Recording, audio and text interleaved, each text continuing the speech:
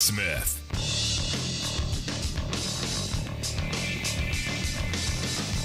And welcome, brothers, sisters, working class heroes. This is the Rick Smith Show. Thanks so much for being here. Today on the big program, lots to get to, lots to talk about. Well, here we go again. To steal a Yogi Berra quote, it's like deja vu all over again, because today's news was all about acting like this variant, maybe you've heard of it, this Omicron, this Omicron variant, it's spreading. COVID, if you heard, it's surging a little bit. It's getting worse. One expert said viral blizzard. Heading into a viral blizzard, which is weird because, experts have been saying for the longest time, get ready. We're heading into a time when things are going to get worse. Keep your eye on the ball, that kind of stuff. Things are going to get bad. I've got my expert who keeps telling me, take a look at this. Late January, February, bad. Maybe wear the damn mask every once in a while. Maybe wash the hands before picking your behind and scratching your nose if that's your thing. Do the social distance. Duh. How about we do that? No. We're not going to do it because we're Americans, damn it. And as Winston Churchill once said, Americans always do the right thing after doing everything else first. So clearly we're going to have to do everything else first, thin the herd, and then maybe we've got a chance. And that, I fear, down the road. Now, New York has reported its highest COVID daily numbers on record. They say over 21,000 new cases on Friday. That surpasses their previous single-day high from January. And again, from what we're being told, it's going to increase quickly because this Omicron is much more contagious. And now they're saying, because if you remember, they're saying, well, it's not as deadly. Now they're kind of pulling back. I'm not so sure. Maybe it is, maybe it isn't. We'll see. Now, New York City is going to begin fining businesses $1,000 if they don't comply with the COVID vaccine. That will begin after Christmas. Get your Christmas spreader events done. That will be December 27th. And according to the stories, the city will escalate fines and penalties if violations continue. Go to Ohio. Some good news coming out of Ohio. Evidently, things are bad there. In fact, so bad that 1 out of every 5 patients in a hospital right now are COVID patients. They're at capacity. They've announced that they're going to call up over 1,000 National Guard troops, and they will be dispatched to hospitals. Yes. And of the over 1,000 people that they're going to call up, about 150 of them are actually trained into do anything medical. So the rest will be, I guess, pushing people around, cleaning bedpans, washing stuff, but need it. And I couldn't help as I'm reading all these stories from all across the country of how things are getting worse and going to get worse. We know it's going to happen because we're Americans. We've got to do everything wrong first. I couldn't help but be thankful that the Republicans in my state decided that it was a good idea to sue Governor Wolf over the mask mandates for kids in school. Just in time for the next COVID rager. Because hey, what says Christmas like? Hey, let's have a big super spreader event. Now the Biden administration has come out with this idea that because he can't shut anything down, there will be a full-fledged revolt. And this is what the moneyed interests and the anti-vaxxers and the Trump pansies want. They want the conflict. So schools can't close at this point, even though some are. Can't come from the federal government. They've unveiled what they're calling a test-to-stay strategy, which means they're going to start testing kids. You got it. You got it. You got to go home. If you don't have it, you come to school. Not a bad idea unless you don't have enough tests. I, as you can tell, not feeling very well. Thought potentially I may have contracted COVID after my adventure on Monday, sitting in a hospital for 8 hours. where they had that magic barrier, the sign that said, COVID, don't come past this point. Kind of like the old the smoking and non-smoking sections. Same thing. So I thought, there's a possibility that's where I got it. Finding a test was not easy. Getting an appointment, not easy. But I did it. I got it. And fortunately, it was negative. But you can't find a rapid test in any store, anywhere near any store. In fact, one guy, and I'm a little hurt by this. One guy didn't actually tell me no. He just laughed at me before he hung up. So I guess they're getting a lot of this, and that is the response. Just a chuckle and a click, because that's what I got. Now, some good news. Canada, seeing how well we've handled the COVID situation, they're set to reimpose their border testing for travelers returning to Canada. That's going to start on December 21st. They're going to have to show proof of a negative PCR test to get back in. They can leave, but they can't get back in. And you got to go, wow, that was quick. Because if you remember, Canada eased their testing requirements all the way back on November 30th. So I guess we were big boys and girls for not quite a month. But hey, it's something. It's something. And like I said, deja vu all over again, because the NFL, once again, is rescheduling football games. I was looking forward to the Browns playing on Saturday. That's not going to happen. The Browns have been hit hard. I think in excess of 20 players. They're rescheduling the Saturday game to Monday against the Raiders. And the Rams, Seahawks, Washington football team, Eagles, they're going to move from Sunday to Tuesday because, according to reports between the Browns, the Rams, and the Washington football team, 68 players are on COVID restriction. 68. And you go, what? I guess, maybe we're not, maybe. Now, my anti-vax friends are going to go, well, see, vaccine doesn't work. If one of them dies, then I might agree with you. Chances are they're just going to be contagious, and you want to keep them away from people. You don't want it spreading to all of the dimwits who didn't get, and there's a very small number of those. But yeah, so good there. Also some interesting news. Federal Appeals Court reinstated the Biden vaccine mandate, because if you remember, I think it was last month, you had that decision from the court down in New Orleans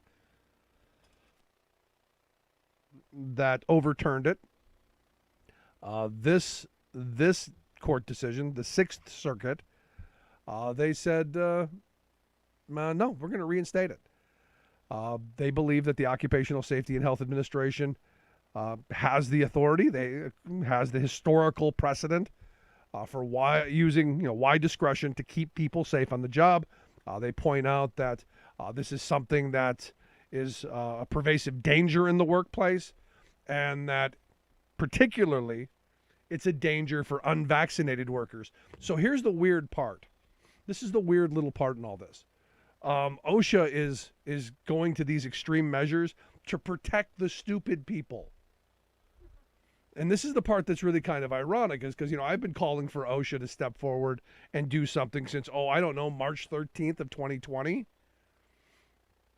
Going, hey, this is your job. This is what you're supposed to be doing. How about we do it? And now they step forward and do it. And you've got all of these employer groups. You've got the Restaurant Association. You've got, you go down the list. You've got all of these moneyed interests who are trying to fight this back. The American Trucking Association, National Federation of Independent Business, the lobby group for the moneyed interests. The low-wage workforce. They not happy because, hey, this is burdensome. It's burdensome on employers to make sure that their workers are safe. Understand what these groups are saying. It's a burden on the employer to keep their workforce safe. Because, at this moment, there's no real consequence. If you go, fine, you don't have to make sure they're vaccinated, but if they contract COVID, well, you know what? They get to file a workers' comp claim. Then I think the tune would change, because right now there are no consequences for them. They don't want to be here. And as I've been saying from the beginning, our government cannot deal with this. This is something that capitalism will have to deal with. And this is how this begins, by putting regulations in place that make employers go, well, I should probably protect my workforce. Now, understand, with what's coming, I guess this is reinstating that January 4th deadline for everyone to either be fully vaccinated or to submit to COVID testing. By December 5th, everyone was supposed to be wearing masks. I guess they're going back to that. So that can happen. I'm interested to see where this goes next, because I don't think it's going to end. It will have to get to the Supreme Court, and I guess they're going to have to decide on this. I don't know. So we'll see where this goes. The Justice Department, I thought, had a great argument. They said that the threat to human life and health vastly outweighs petitioners' guesswork about the number of workers who may quit rather than get vaccinated or tested. They argue that, hey, once there's a mandate there, they're gonna get the vaccine, and we're seeing this in the military, where if you remember all the TikTok videos and all the social media, I'm gonna leave the military. You're talking maybe 100 from each branch, like not even a very small amount, and you go, okay, good luck.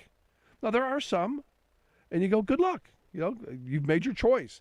Everyone gets a choice. No one held you down. Now, interestingly enough, this is where, talking with my military friends, I didn't really think you had a choice, because according to my one buddy, he's like, you didn't know what you were getting hit with. You've been vaccinated 100 different times in 100 different ways, and you had no say about it. Why is this different? Well, because it's a political issue. And this is a political statement. It's not about the vaccine. It is just what it is. So, going to be interesting to see, again, the growth of this new variant. The hospitals are already full in a lot of areas, and it's going to get more interesting as the days get longer. And as Marsha Blackburn, the senator from Tennessee, said, she, during this holiday season, is going to be meeting with her family and singing and all of that stuff. And Dr. Fauci can't tell her no. Well, I hope they're unvaccinated, because maybe we don't have them around for next Christmas. I know, that's so cruel, isn't it? Kind of is. Some good news, though. I think the Biden administration realizes their Build Back Better plan is dead on arrival, at least this year anyway. And they're refocusing the idea onto voting rights, something we desperately need to get done, and quickly. And I like what Pastor Raphael Warnock had, Senator Raphael Warnock, he's also a pastor, what he had to say. He said, let me be very, very clear. If the Senate can change the rules to fix the debt ceiling, it must do the same to save our democracy. We need to protect the rights to vote, the right to vote nationwide. And I'm in this spot. I'm in the spot of just get rid of the filibuster altogether. Let the democratic process play out. This idea that, we have to be very careful. No. What this does is this gives the Senate the ability to not do their job. If conservatives truly believe that destroying Social Security is the way forward, and they have a plan better, I would love to see them feel the wrath of the voting public if they ever did try that. And this is why they can always go, we're for it, knowing that there will always be a filibuster in place. This is why we can't have nice things. This is why we can't do the right stuff, because, we've got this arcane rule in the Senate. And there are a number of people who are coming out finally and saying, we need to get through it. In fact, Democratic Senator from Colorado, John Hickenlooper, is out saying, we got to at least change the filibuster for the voting rights legislation. Now, you look at some of the candidates for U.S. Senate, like John Fetterman here in Pennsylvania, the lieutenant governor, saying, look, it's incumbent on us as a party to use the opportunities we have. And this is what the opportunity we have. Change the filibuster, get the stuff that needs to get done. You've got the lieutenant governor who's running for Senate in Wisconsin. Kind of the same thing. Eliminating the filibuster means passing voting rights legislation, getting something done. Down the line. You also have the person who's running in North Carolina, this Sherry Beasley, saying pretty much the same thing. She called it a tool of gridlock, which stops and prohibits the passage of the kind of legislation the majority of the American people support. And I've been saying this for a long time. The things that we want, we never get because, well, the upper chamber knows better. They know better. You can't ask for too much. And this is the problem I have with where we are. Nothing gets done, so it's easy to then turn on each other, when the anger really should be at the politicians who aren't getting the things we want.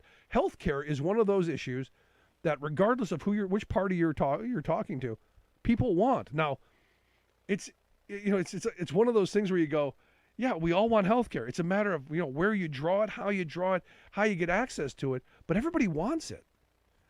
Everybody wants to make sure that if they get sick, that they're going to be covered, that their children get hurt, that they're not going to go bankrupt, that they're not going to have to fight with insurance companies if they're getting sick. They want time to heal. Same thing with paid leave.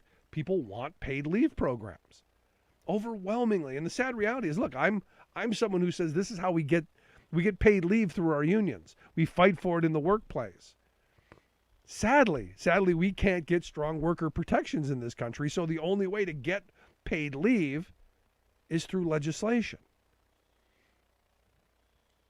This is the kind of situation we get put in time and time again because our Senate is so dysfunctional. And it's dysfunctional for a reason. And that reason is it always seems to benefit the moneyed interest. It always seems to benefit those who control the levers of power and our big corporations. Because they always seem to get what they want. I mean, you look at the last guy, the former administration, they passed one piece of legislation, a giant handout to basically a welfare bill for billionaires. That's where their priority was. Didn't do anything for you or me. Sorry, didn't see it. But we got some lip service because it's all about how bad the other side is. And as I say all the time, it's not about right and left. It's not about Democrat and Republican.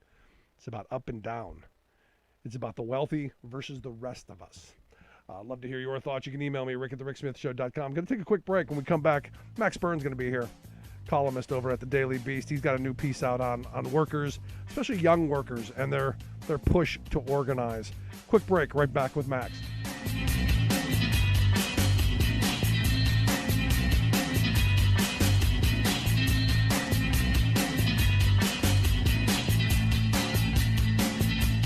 I'm Rick Smith, and this is Labor History in 2.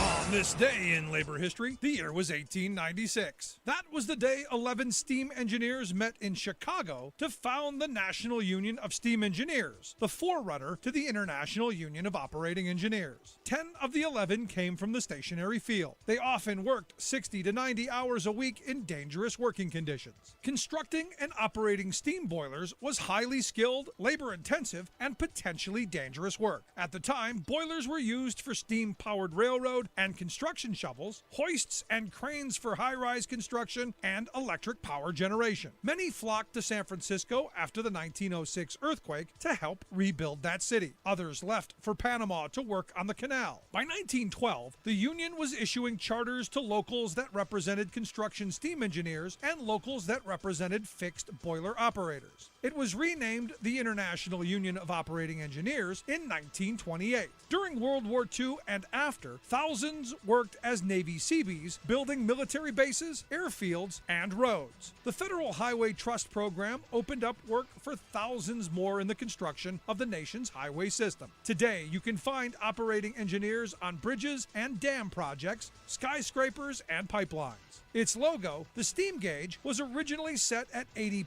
psi, but now points towards 420 psi. Some think the change came as a result of operating high-pressure boilers for naval ships and steamboats. Others speculate the change came when the 600 psi gauge became the industrial standard. The Industrial Union of Operating Engineers administers 100 apprenticeships in state-of-the-art facilities requiring 6,000 hours of on-the-job training and 400 hours classroom instruction. It represents more than 400,000 members in 170 locals throughout the United States and Canada.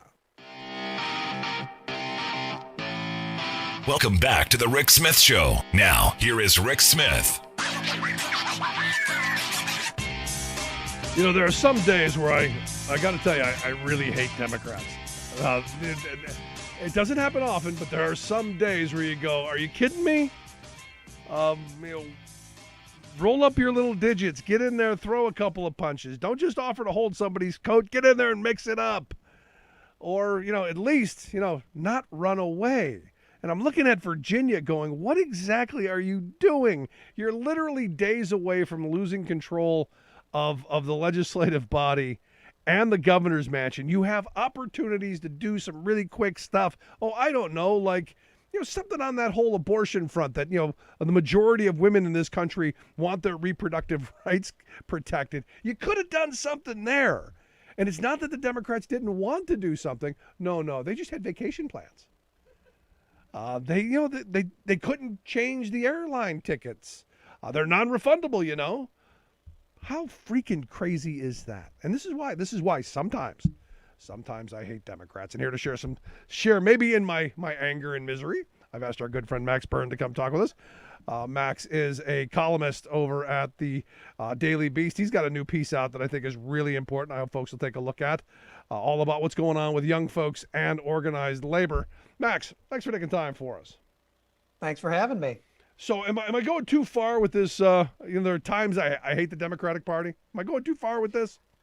I mean, I don't hate the Democrats, but I'm certainly getting awfully frustrated with them. I think this Virginia situation, especially for me as a former Virginian, is disheartening. I mean, this was a real opportunity to codify Roe versus Wade into law, as New York has done. And we know that this is under attack in the courts.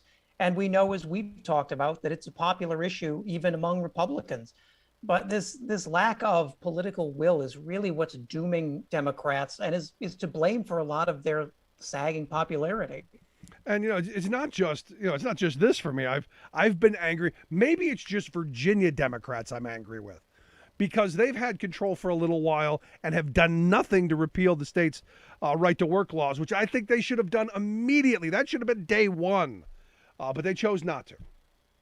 Yeah, there was certainly an ambitious agenda laid out, not dissimilar to the sort of very ambitious agenda Joe Biden laid out in 2020. But there's always been a sense of not overreaching, of wanting to play to the middle, to not do big signature things that will alienate voters. But Democrats struggle to remember that those big signature things also win voters, that voters won't vote for a party that isn't inspiring, that isn't passing things, and isn't selling their story. So Democrats played nice, didn't make waves in Virginia, and now everybody's wondering what could have been. Yeah, it's one of those things where you just go, something has to be done. When you have the moment, and this is where when Democrats have power, they got to learn how to use it. And I look at this last year. I mean, the last 11 months in a couple of days, had some power, had the ability to get some stuff done. Got some stuff. I'm not gonna diminish the rescue plan and the infrastructure bill and that stuff. I'm not gonna diminish that. But you had an opportunity to make some really good transformative changes, and there's always one that stubs your toe. Yeah, and Democrats are burned by this, Joe Biden especially, because he promised very ambitious things on the campaign trail. He didn't say, vote for me, we're going to pass COVID stimulus funds, and then we're going to try and just hold this ship together and keep it from falling apart at the seams into a civil war. He promised, universal pre-K. He promised the most aggressive climate spending in history. He promised immigration reform. These are all things now that if Democrats talk about them at all, it's with a note of defeat in their voice. Yeah.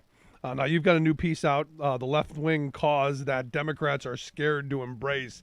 And, I go back to, through my lifetime, labor has always been the thing that Democrats have taken for granted. During election time, they always speak nice. They always come to the Union Hall and say wonderful things, all the things they're going to do. I remember the only reason I voted for Bill Clinton was because he promised to pass a strike replacement bill that eventually Bob Dole ended up filibustering, and then it just ended up dying. I shook Barack Obama's hand twice, and twice he promised me we were getting something better than the Employee Free Choice Act.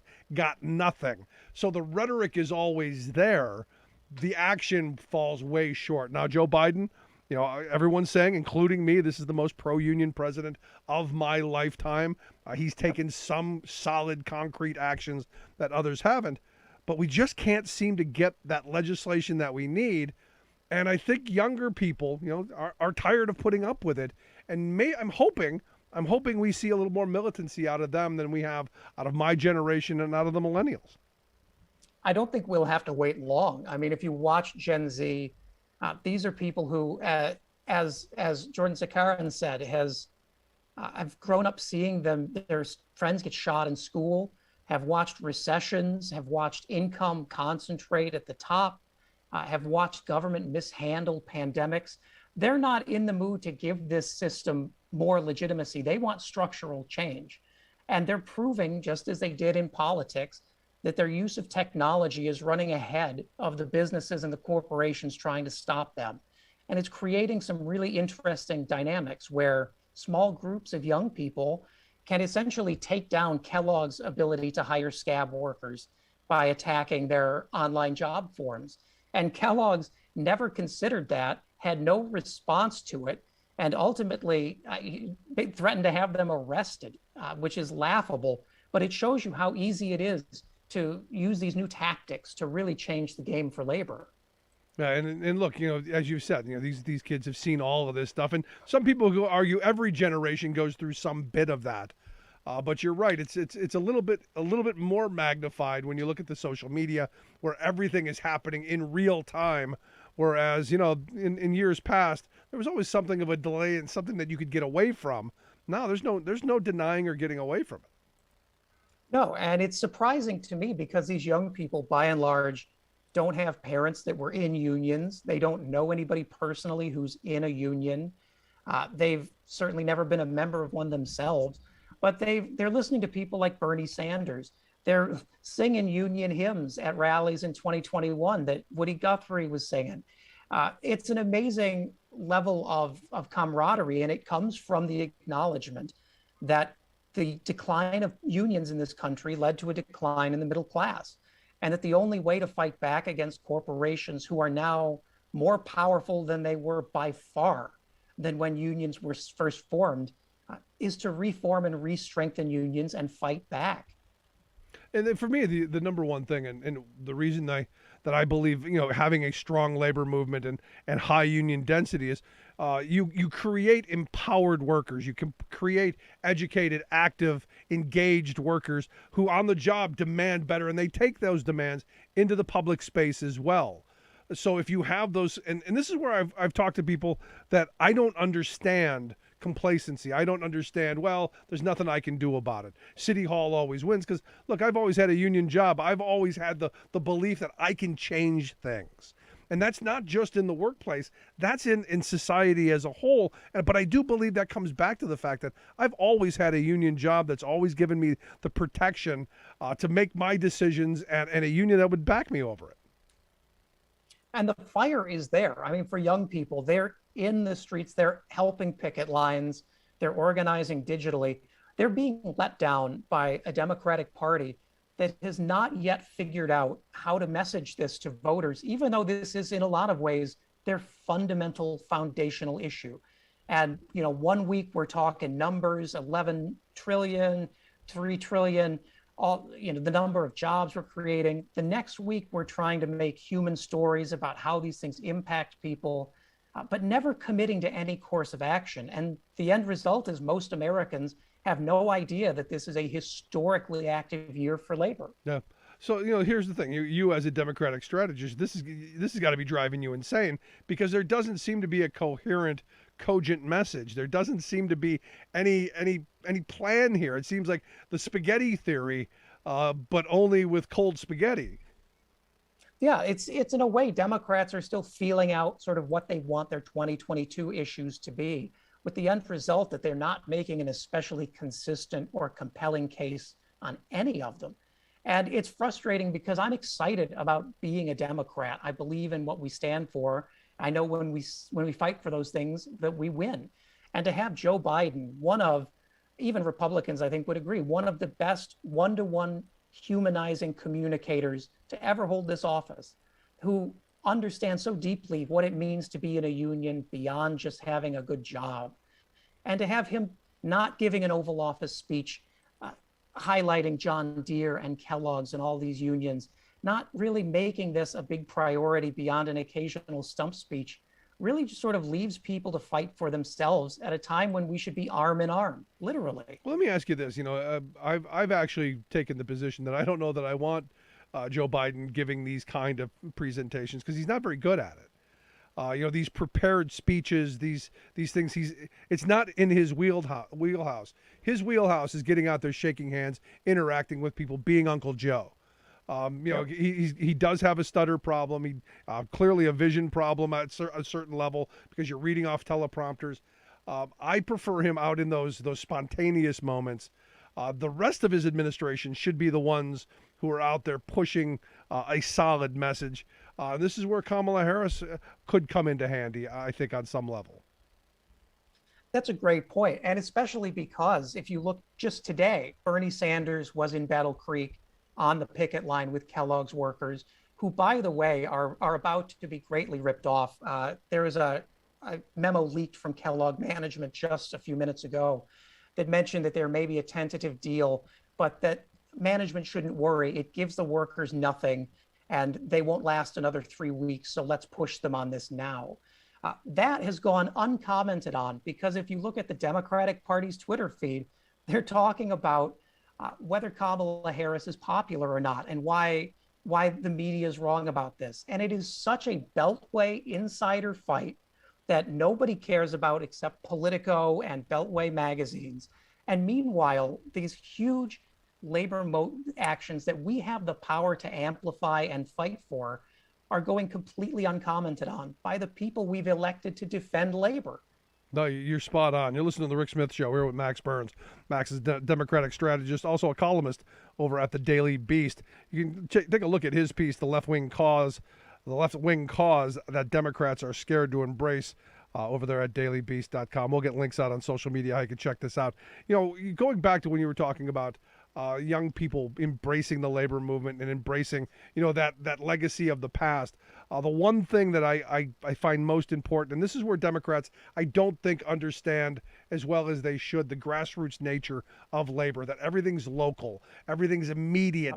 You can be directly involved in something, you can directly influence it, and you can directly see results of it all right in a local community. And I think that's something that Democrats have to get their heads around.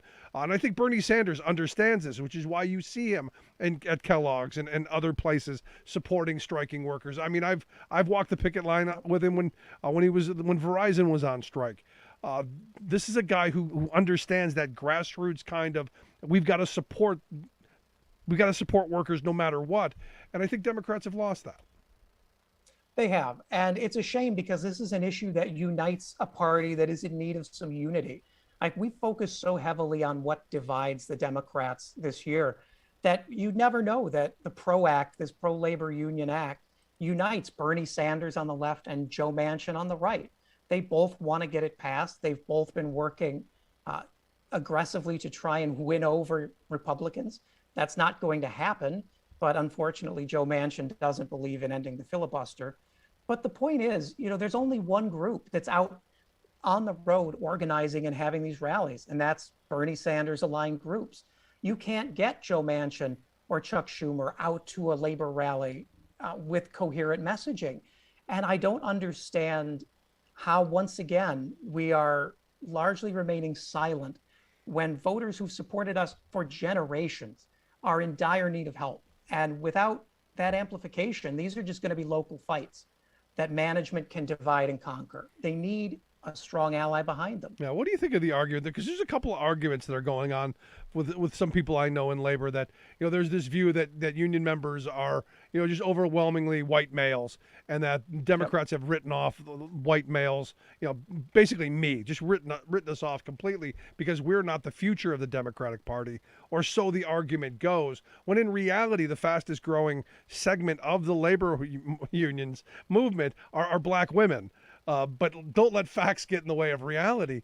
What do you say to that argument that, that's part of why this hasn't really become a central issue is, they're looking at the tea leaves of the electoral votes structure and figuring out who's going to benefit them in the next election. Yeah, I think it runs even deeper. It's just that Democrats have largely lost touch with labor as labor has declined.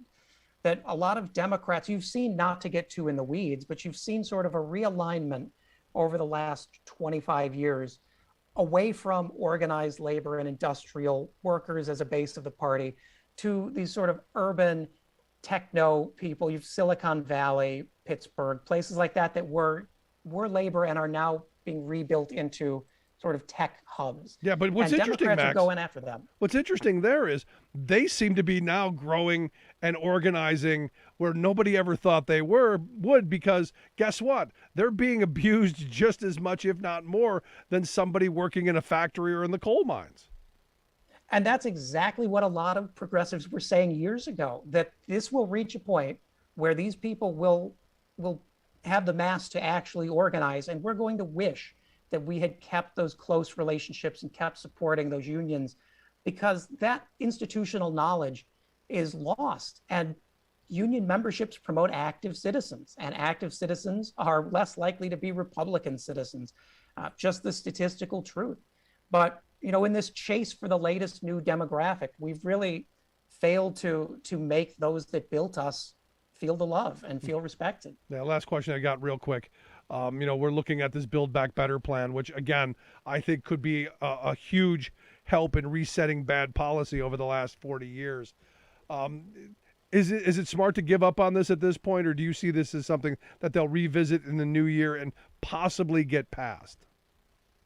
Well, they can't give it up, because that would be an admission of defeat that I don't think the administration wants to take right now and would hang over the 2022 election. That said, Build Back Better is losing weight at an alarming rate. Things are being chipped out. If Joe Manchin gets his way, a child tax credit will be essentially the only thing in the bill.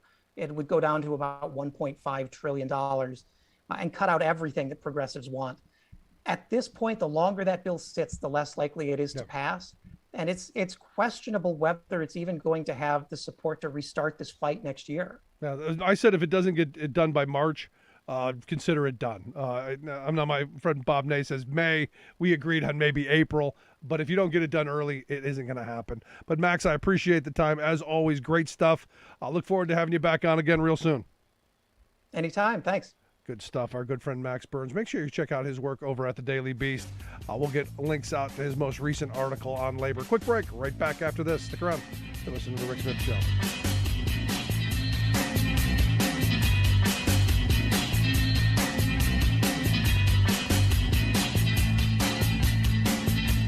I'm Rick Smith, and this is Labor History in 2.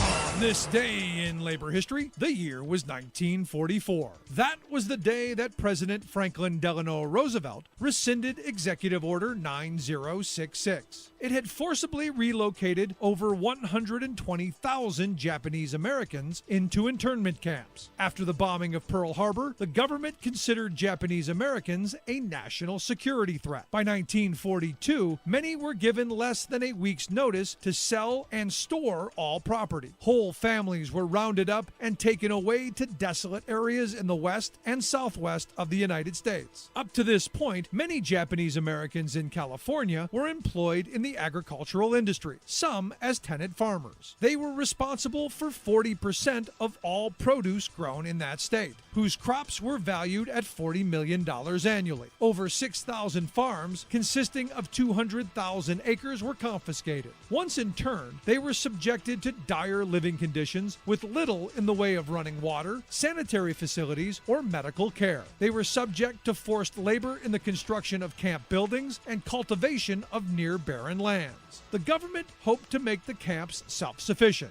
In Poston, Arizona, they were made to build the infrastructure for Colorado River Tribe's reservation in order to consolidate other tribes onto the land. When Japanese Americans were finally released, most found their stored belongings stolen and their homes, jobs, and farms confiscated and redistributed. After the war, they continued to face violence, job and housing shortages, and racial discrimination. Ronald Reagan would sign the Civil Liberties Act in 1988. It acknowledged that internment was based on, quote, race prejudice, war hysteria, and a failure of political leadership. The act served as a formal apology and sought to distribute billions in reparations.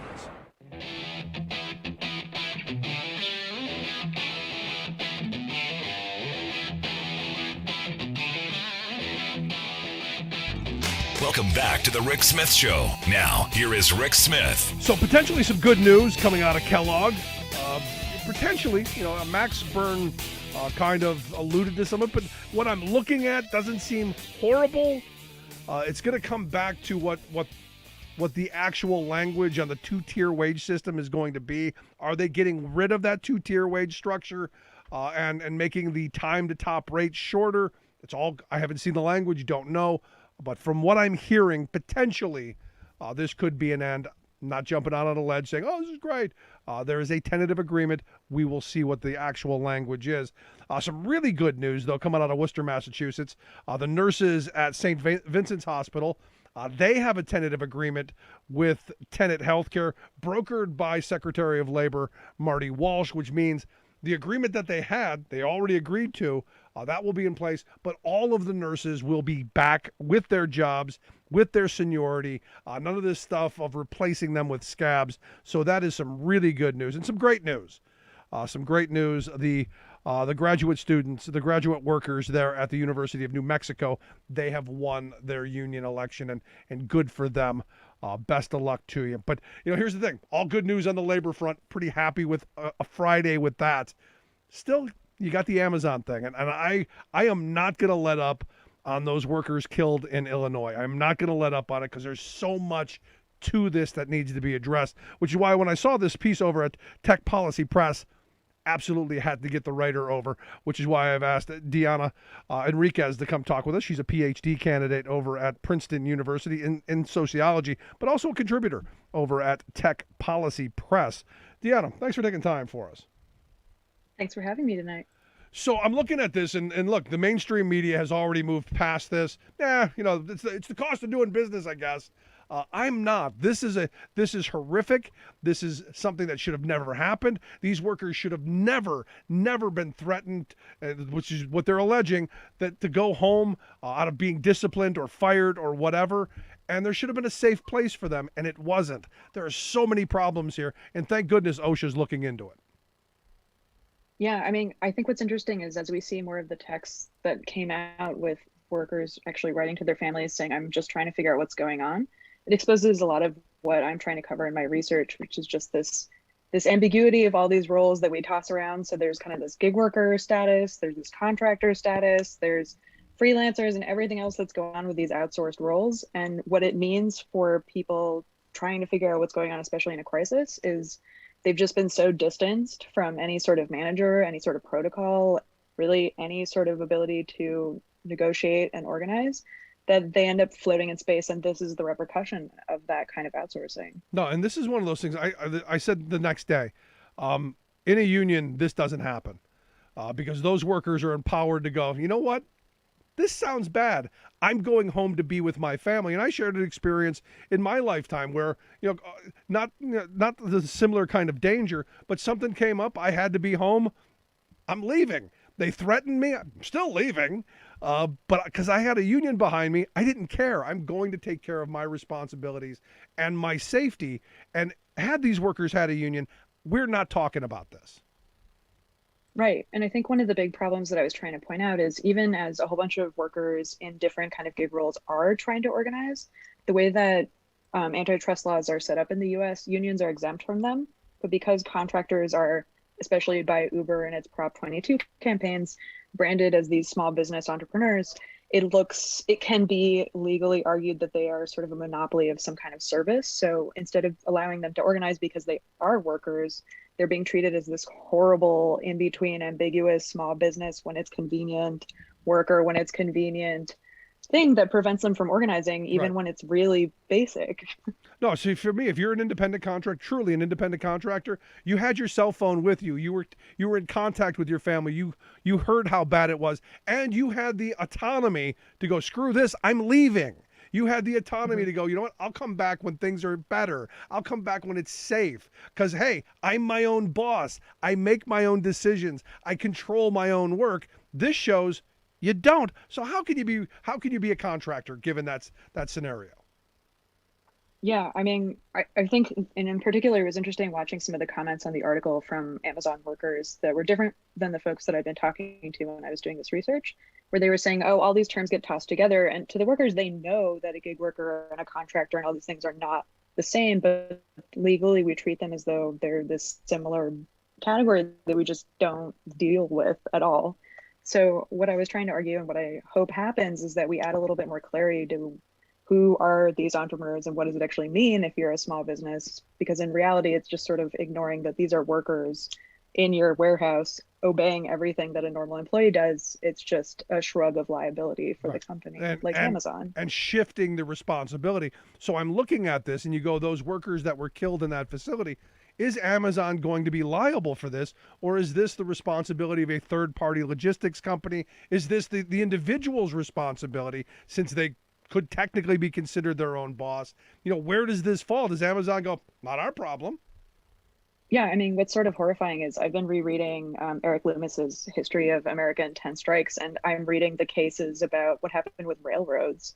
And it's essentially the same in these terms and service agreements that you sign when you're a gig worker or a contractor in these warehouses. It's saying essentially once you sign them and show up for work, you have done your own sort of risk assessment. And by you showing up and receiving payment, you've agreed to whatever risks are in your workplace. Yeah. Sorry, too bad. No, and this is how we ended up with workers' compensation, because for the longest time they were saying, well, you knew the risks. You knew that if you took this dangerous job, you could lose a limb or fall into a pot of steel and evaporate. That was on you, not our problem. Which is why they came up with this great compromise that stole your right to sue the company, but gave you a couple of bucks to help care for you, because there is some joint liability there. And I look at this, and you wrote about this in the piece. The building structure to me is a problem. You look at these enormous warehouses, and you go, I'm sorry, you're going to build that in Tornado Alley? That doesn't make a lot of sense. And then you find out that most of the workers, well, as you pointed out, aren't actual workers. So were they trained on where you go, how you evacuate, how you do any of that stuff in these massive facilities? And the answer clearly is no. Yeah, I mean, I think it came up also in just some of the people responding where it's like there needs to be some kind of protocol for retraining people. Where do you go if there's a natural disaster, especially in this year where there have been so many bad storms and it just seems to be getting worse? You don't have a protocol for it. What are these folks going to do?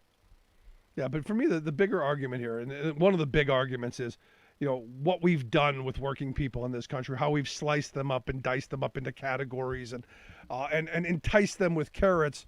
While in the long haul, you end up seeing them being more vulnerable and being less rewarded. And again, you know, this is why corporations do this. They wouldn't do it if it really did benefit you or any working person. They're doing it because it benefits them. It shields them from liability, which is why I look at our legislators, I look at people in Congress, I look at this administration and past who have allowed this to continue. This didn't just happen. This is something that's been decades in the making, and we've got to do something about it now. So this should be a national call by all working people to protect us on the job. Whether you believe that we should have gig workers or not, you should be protected. Yeah, absolutely. And I think an extension of the research that I was doing that was related here is I'm looking at what happens with automation in the warehouses and just in general in Amazon supply chains. And there's all this story about how we're automating all these things, but mostly what came up constantly was that all these gig workers were sort of working around whatever weird coordinating automation was there. When it fell apart, they were the ones who picked up the pieces. So I think especially as these stories roll out that suggest that there aren't human workers in it, it makes it easier to ignore the folks in the warehouse because all you see is the seamless, I ordered something and it appeared 2 days later for most consumers. All of this is a story to just make it easier and easier and easier to pretend that they're not there. So it's harder for them to organize unless something changes in their status and they can be recognized as a union. You're listening to the Rick Smith Show. We're here with Deanna Enriquez, She's a PhD candidate at Princeton University in sociology. She's got a piece over at Tech Policy Press. Amazon workers deserve better is the title. We'll get links out on social media how you can check that out. Ultimately, though, doesn't this come down to the fact that, in this country we've put profit above people for so long that we as working people are just used to it. We're used to the idea that, hey, if a couple have to be injured or die, hey, at least you get your candle on time, or as I think you pointed out in the article, your dog treat on time. Isn't that really the end of all of this? Yeah, I mean, I think a lot of these companies, Uber, Amazon, any of these folks hiring gig workers, prioritize a consumer experience that is so comfortable that it's really hard for people to give it up. It's comfortable and it's great. So why would you look past the comfort? Yeah. It's a big challenge. Without understanding that there are actually people involved in this. And this is why I keep going back to I see some of these ads on TV of, oh, look at all the money you can make. And they're making this glamorous lifestyle. And yet when I talk to these folks who do these jobs, it's not that glamorous lifestyle. It's figuring out how to shoulder the risks that come along with the minimal rewards. And this is another example. These are companies that don't care about these people. They just use them like any tool or, automated machine. Yeah.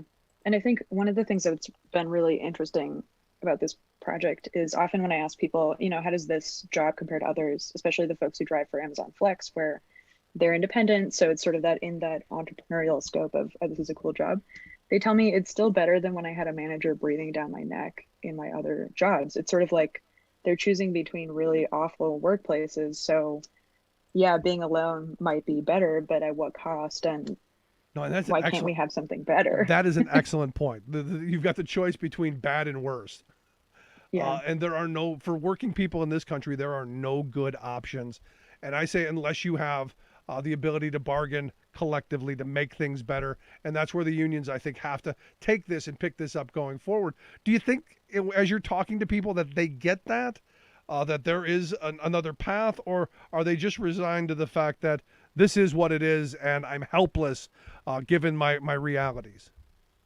I think there's a pretty big split, as it seems to be with most things in the U.S. right now, where some of the folks, especially in more rural areas, for whom this is a really great opportunity, and they make more money than they would for other things, really just sort of do buy into that I'm a small business, I'm an entrepreneur story.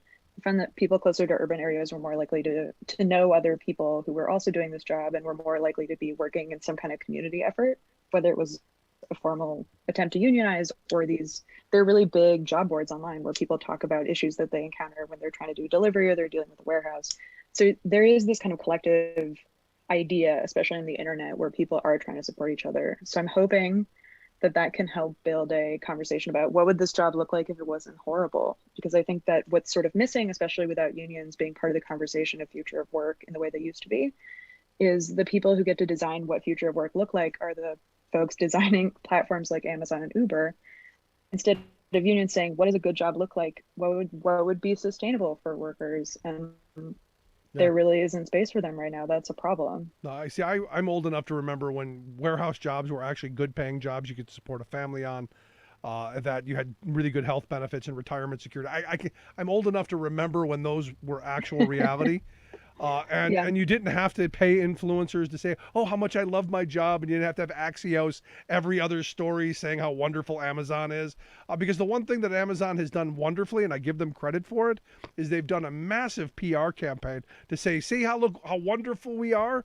And I've often wondered if you took that money that you're wasting on PR and actually spend it on having a workforce that was actually your workforce, well trained, well paid and coordinated, maybe we wouldn't be in this moment.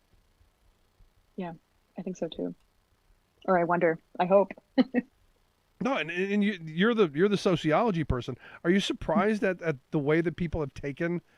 Because I generally find that people view Amazon fairly positively because they do get the things that they want right there on the doorstep.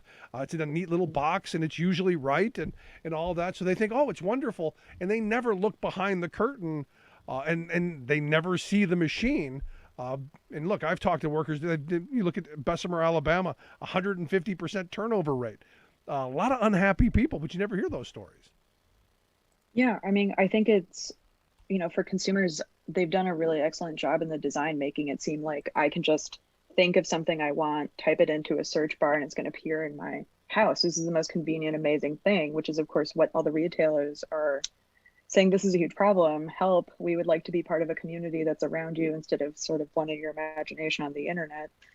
It does mean that when that's sort of the design process and you really don't see any of the people in all of those places that have to be coordinated to make the search become the object outside your house, it's really hard to organize. I think even when I talk to people in my department who of course care about labor, sometimes they're surprised by what I'm describing. And I think that if there was a union, if it was easier to organize contract workers right now, I don't think it would be as much of a problem as it continues to be right now. Yeah, so is your argument that we need, as I say, we need massive labor law changes, we need redefinitions of who a worker is, and because the laws that we're working under are what, 1935?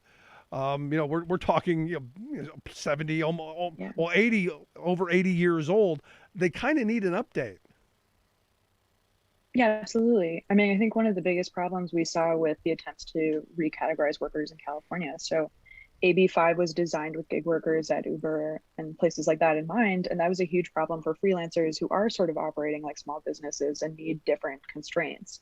But because we treat all these kind of contract outsourced jobs as the same thing, instead of having these categories where people can actually talk about what work looks like now, instead of assuming everyone has like a well-paying full-time job, which for most people is not real anymore, we have a lot of infighting among these folks who are outsourced workers, and that's a problem because instead of getting anywhere, we end up with the Prop 22 AB 5 fights in the middle of California instead of saying these are different types of workers, because they fundamentally are, and we need to be able to have language for that legally.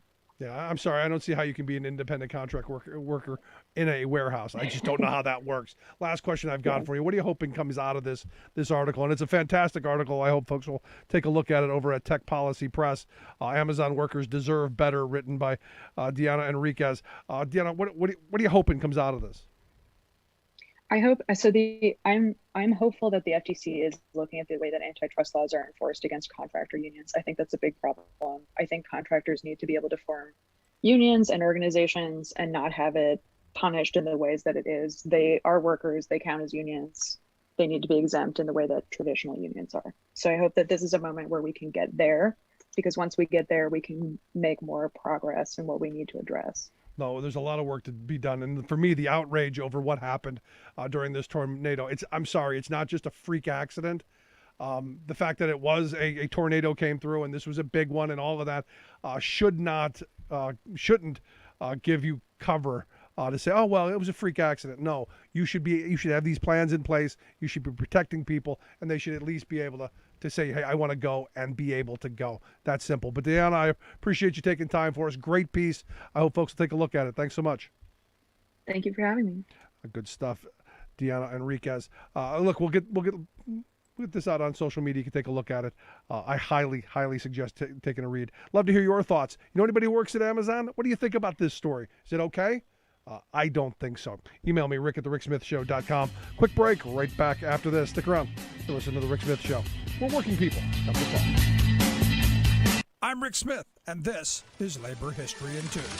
On this day in labor history, the year was 1760. That was the day that Deborah Sampson was born in Plimpton, Massachusetts. She was the first known woman to impersonate a man in order to fight in the Revolutionary War. Her family was poor. As a girl, young Deborah became an indentured servant. The hard farm work she performed built her physical strength. During the winter, when farm work was slow, Deborah worked as a school teacher. When she was 21, she dressed as a man and walked 30 miles to enlist in the 4th Massachusetts Regiment of the Continental Army at Bellingham. She called herself Robert Shirtliff. During battle, Deborah was shot in the leg. Fearing her secret would get out, she extracted the bullet herself, covering and hiding the wound. She served for 2 years without anyone discovering her true identity. Then she became ill with a fever. This time, she could not avoid a doctor's care, and her secret was exposed. She received an honorable discharge. Later, Paul Revere wrote a letter on her behalf to Congress, helping her to receive a soldier's pension. Deborah went on a speaking tour, sharing the story of her experiences. She wore her uniforms during her talks. Since the Revolutionary War, the ability of women to have a career in the military and serve in combat has been an issue for debate. In 2013, Secretary of Defense Leon Panetta lifted the ban on women in combat. The change opened more than 200,000 military positions to women for the first time. President Obama declared, "Valor knows no gender." Deborah Sampson surely would agree with that. Today's Labor History in 2 brought to you in memory of Carol Hillman, a passionate friend of workers and volunteer of the Illinois Labor History Society and The Rick Smith Show. Like what you hear? Check out more at laborhistoryin2.com.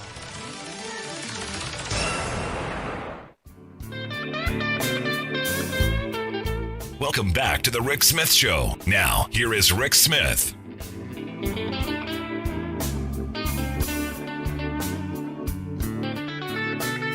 So another day in the Trump crime syndicate. A little bit of news on the crime front. And I'd love to hear your thoughts. You can email me, rick@thericksmithshow.com.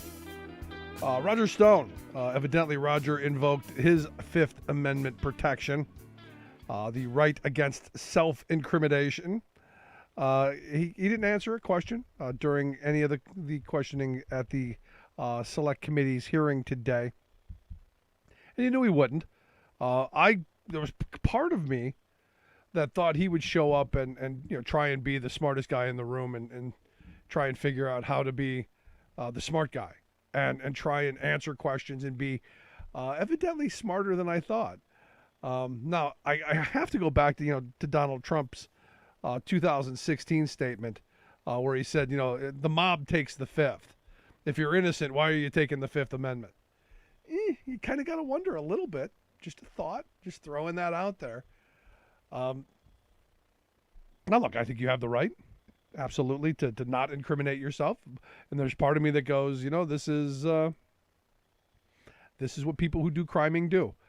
It is what it is. Now, big story today, Robert Palmer, not the singer who's been dead for a bunch of years, but the Tampa, Florida insurrectionist.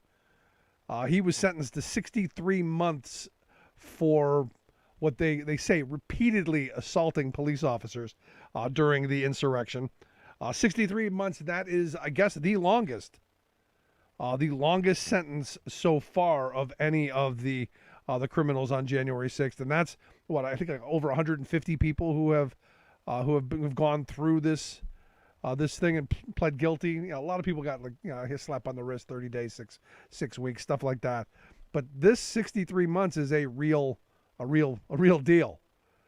And as the judge said, the reason that she gave it to him is it has been made clear, she said, that trying to violently overthrow the government, trying to stop the peaceful transition of power, and insulting law enforcement officers in that effort is going to be met with absolute certain punishment. And look, I don't even know that 63 months is enough, given the fact that he's the guy with the fire extinguisher. Now he came out with his statement, and look, they've got to during the whole please don't sentence me to 63 months thing. He said those officers were so brave standing there, just taking all the stuff that people were giving them, all the taunts, all the jeers, and everything, and fire extinguishers. Let's not forget about that. He said, "I'm so ashamed. I was a part of that. Very, very ashamed." He said Trump supporters were lied to. They kept spitting out the false narrative about a stolen election and how it was our duty to stand up to tyranny. Now, does he truly feel sorry for this? Does he truly recognize that he was lied to? Does he truly recognize that it's all BS and that they were used as dupes? Or is this, hey, this is the best way I can possibly get out of this? I tweeted this out and someone said, well, I remember Otto Wambier's I remember his statement, and I'm going, are you really comparing us to North Korea? And look, there are some people who believe that our justice system, and the right being part of it, that somehow that this guy was pushed out there and forced to say these things. No, he was pleading for a lesser sentence. I get that. But if really, honestly and truthfully, this was your calling, wouldn't you stand up to it? Evidently, Palmer was one of the first people to turn himself into the FBI shortly afterwards. He pled guilty back in October. Now, what I found interesting is he claimed he was acting in self-defense. He threw the fire extinguisher only after he was shot with a non-lethal round. But evidently during the hearing, he admitted that, well, that wasn't actually true. It was false. Yeah, so good for him. Good for him. Now he'll join the other two. You remember the QAnon shaman guy? He got 41 months, and this Scott Fairlamb, the guy from New Jersey, he got 41 months. I still don't think those are enough, but it is what it is.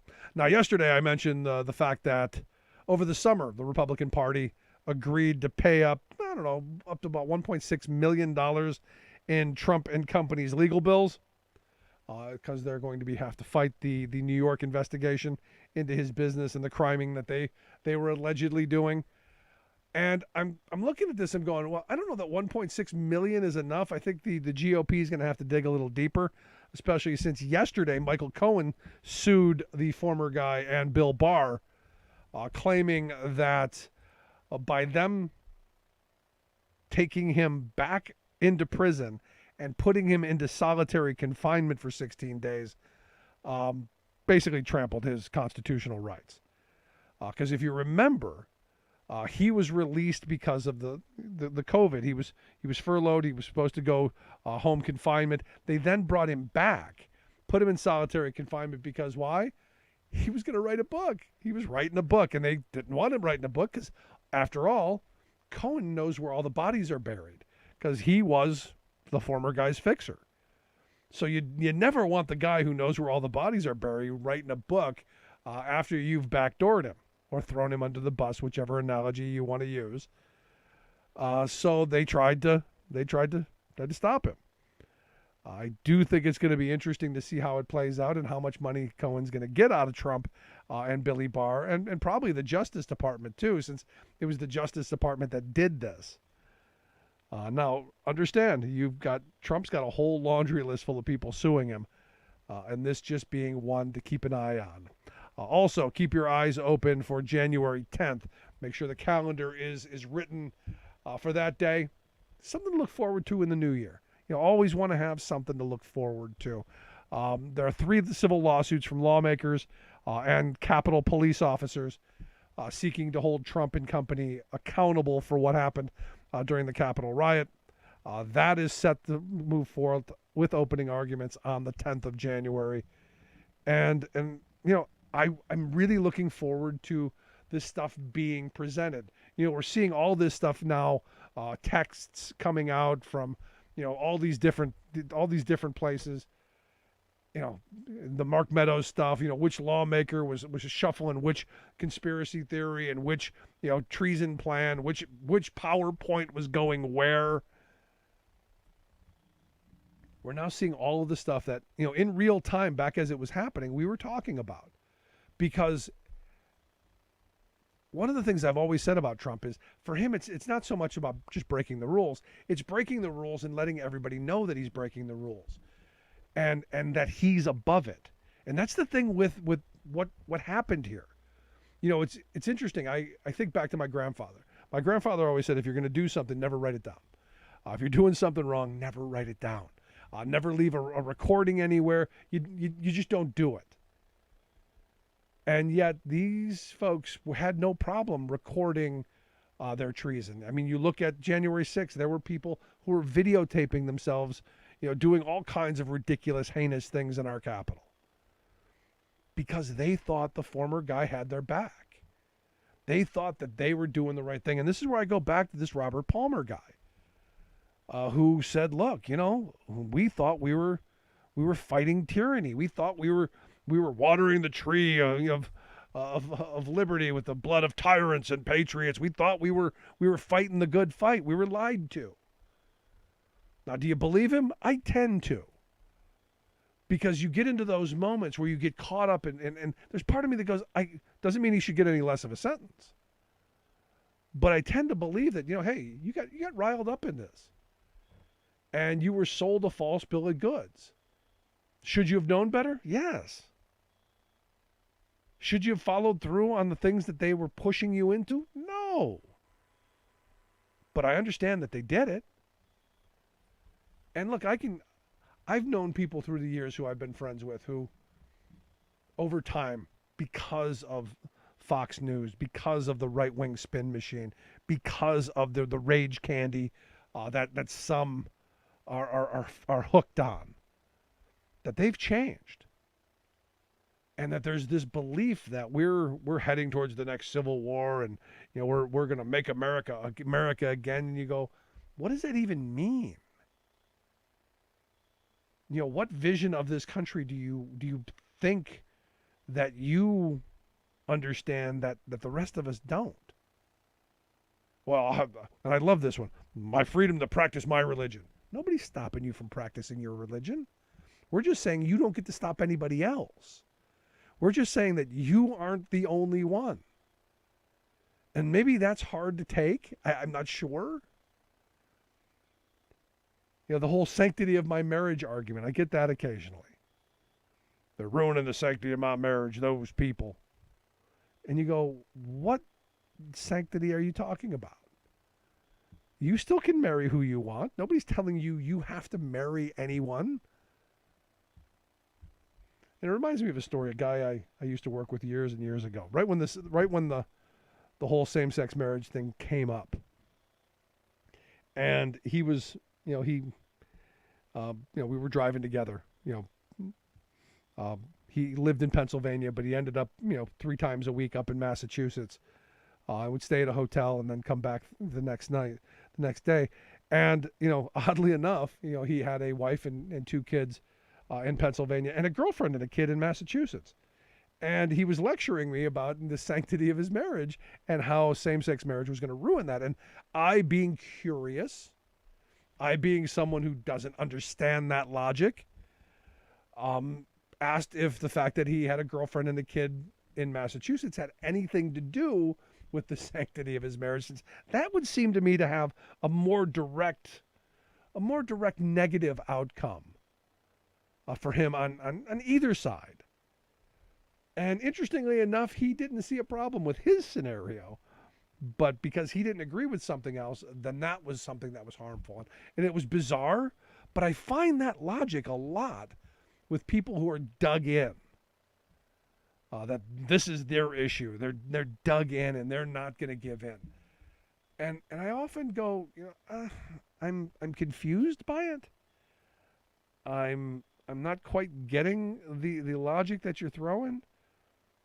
But here we are in this moment where we're so divided and we can't simply have even a rational conversation. The January 6th, for instance, all I hear from the right is that it's a sham witch hunt. That's the narrative that Fox News has put out. It's the Democrats just, looking to go after Donald Trump. And I look at it differently. I look at this as a moment of accountability. Who did what when? And look, if Nancy Pelosi told the National Guard to stand down, we should know that. Now, here's the thing. Here's what we know. She didn't. And they try and point it at her. That's not how it works. The Capitol Police is a joint committee. You have the Republican and a Democrat together who do this. But now we're finding out, because of an email, that the National Guard was told to protect Trump supporters. So their mission was very clear.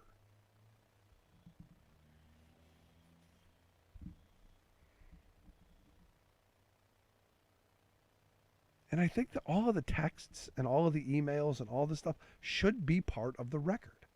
Should be something out front on the table. All of them.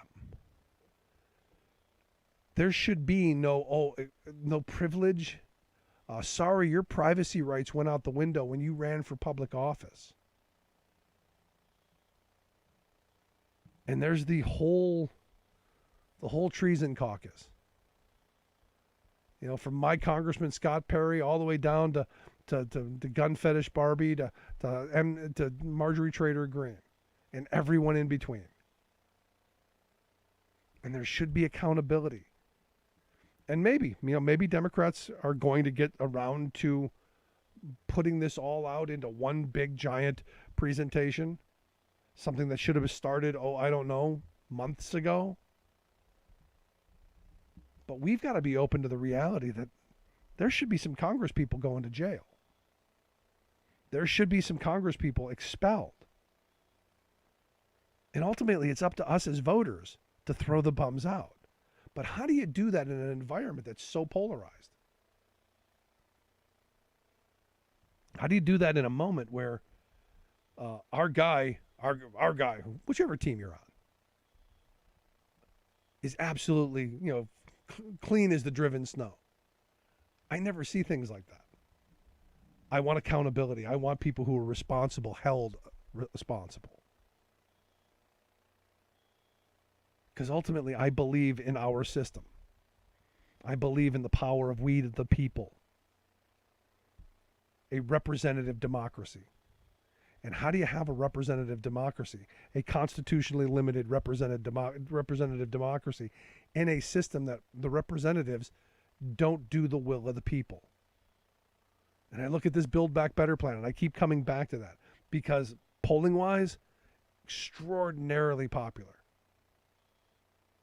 The fact that they're literally saying, sorry, we're not going to help families because of whatever reason. Now, do I think, some of that stuff should be passed on its own? Yeah, I actually do. And if Joe Manchin wants to pass that child tax credit standalone, by all means, let's do that. That could be done in an afternoon. But nobody seems to do that because I think ultimately Joe Manchin knows that you're not getting 10 Republicans. Understand, as angry as I am at the Democrats for not moving the ball along, Republicans are more responsible because none of them are coming along. But I expect that. Why? Because they're Republicans. This is what they do. They don't care about working people. The rhetoric's there. Oh boy, do they care. Oh, they care so much. Until, they don't. And that's the frustrating part in all this for me. We are so divided that we can't seem to throw the bums out when the bums do dumb stuff. We desperately need the bums to go. Love to hear your thoughts. You can email me, rick@thericksmithshow.com. Make sure you check out our website, thericksmithshow.com. Get the podcast and take the program on the go wherever you go. Podcast everywhere. Apple, Google, iHeart, all of those things. Get the app on your phone. Take that wherever you go. Also, make sure on Wednesdays and Saturdays, check out our Free Speech TV program. Coming in the new year, we will be doing Free Speech TV every weeknight as well. All great stuff for the new year. Thanks so much. We're going to take a quick break. Right back with Laura Packard, healthcare advocate and TV host. She's got her own ACT TV program. I'm going to talk a little bit about that. Quick break. Right back.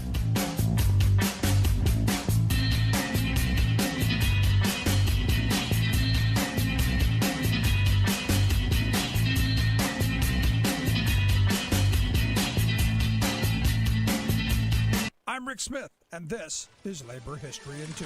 On this day in labor history, the year was 1896. That was the day 11 steam engineers met in Chicago to found the National Union of Steam Engineers, the forerunner to the International Union of Operating Engineers. 10 of the 11 came from the stationary field. They often worked 60 to 90 hours a week in dangerous working conditions. Constructing and operating steam boilers was highly skilled, labor-intensive, and potentially dangerous work. At the time, boilers were used for steam-powered railroad and construction shovels, hoists and cranes for high-rise construction, and electric power generation. Many flocked to San Francisco after the 1906 earthquake to help rebuild that city. Others left for Panama to work on the canal. By 1912, the union was issuing charters to locals that represented construction steam engineers and locals that represented fixed boiler operators. It was renamed the International Union of Operating Engineers in 1928. During World War II and after, thousands sons worked as Navy Seabees, building military bases, airfields, and roads. The Federal Highway Trust Program opened up work for thousands more in the construction of the nation's highway system. Today, you can find operating engineers on bridges and dam projects, skyscrapers, and pipelines. Its logo, the steam gauge, was originally set at 80 psi, but now points towards 420 psi. Some think the change came as a result of operating high-pressure boilers for naval ships and steamboats. Others speculate the change came when the 600 psi gauge became the industrial standard. The Industrial Union of Operating Engineers administers 100 apprenticeships in state-of-the-art facilities, requiring 6,000 hours of on-the-job training and 400 hours classroom instruction. It represents more than 400,000 members in 170 locals throughout the United States and Canada. Welcome back to the Rick Smith Show. Now, here is Rick Smith.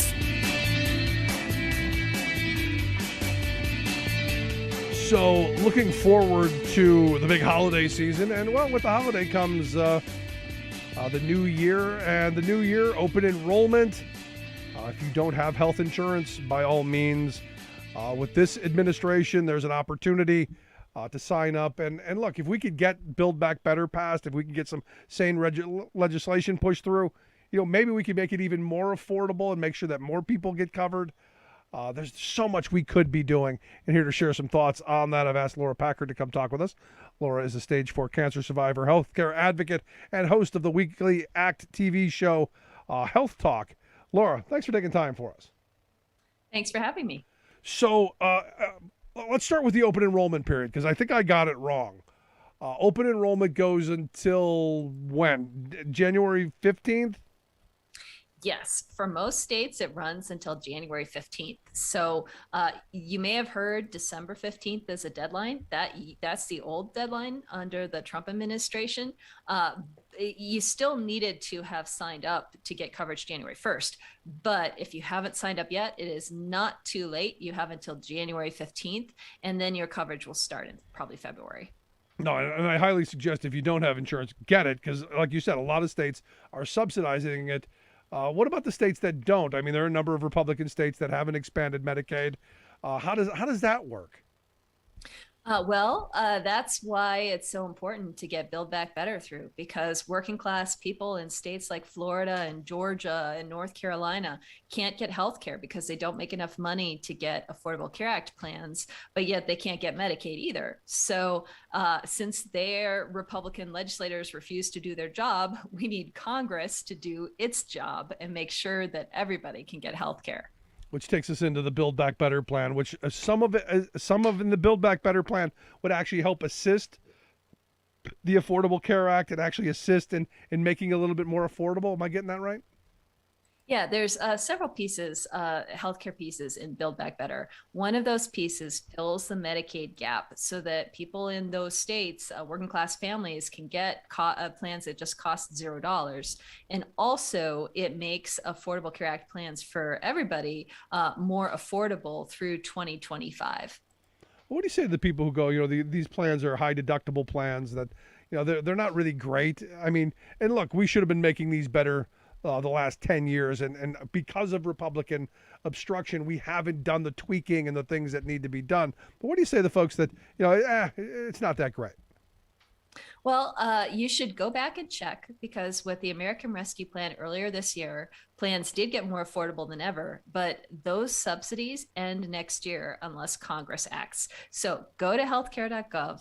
Even if in the past you couldn't afford something, check it out. But also the very cheapest plans might not be the best plans for your situation. So take a look at all the plans available and figure out, if you have an idea of how much medical coverage you're going to need.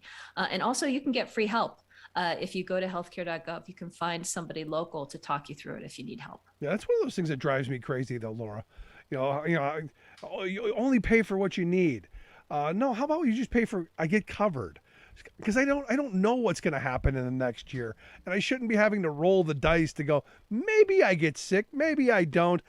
Let's risk it. I've always been of the mindset of let's have the best possible plans we can get for everyone.